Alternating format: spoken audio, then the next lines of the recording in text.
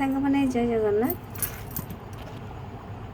आम गोटे कथा जाचु जे मनीष मात्रे भूल जेहेतु आम मनीष आम द्वारा किछि किछि भूल हो जाए। भूल होबाटा तो स्वाभाविक, किंतु से भूलटा को जदि आम निजे सुधारी न पारिबा ताले कौन हम। जदि आम जानीपारुचे आम द्वारा गोटे बड़ भूल हो जाउची, आम से भूलटा को किपरि संशोधन करिबा, भूलटा को ठीक करिबा, सेटा का दायित्व? आम दायित्व।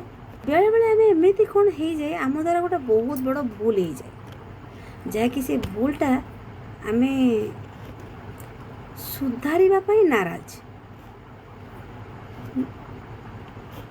माने आमर गोटे जीत रहिबो जे आम भूल मागिबानी, आम क्या गोड़ तले पड़ानी, आमर इज्जत चल जीवो। किंतु आमर भाविबा दरकार से छोट छोट भूल गुड़ा आम जीवन को बर्बाद करदेबू, परिवार अशांति आनीदेबू। आउ छोट छोट छुआ मानक उपरे से प्रभावटा पड़ो। जदि किसी आम भूल कर दौचे आम क्षमा मागिदेबा, कौन हो गला सेठू। तेणु क्षमा मागिदेले कौन हुए, विपक्ष लोकटी खुशी हो जाए, से क्षमा कर दिए। तापर कौन हुए, आम भी क्षमा पाई जाऊ। से भूलटा कौन हुए, संशोधन हो जाए। आ जदि आम भूल परिवर्ते पुणी से भूल कर चलती किछि लाभ हेनी।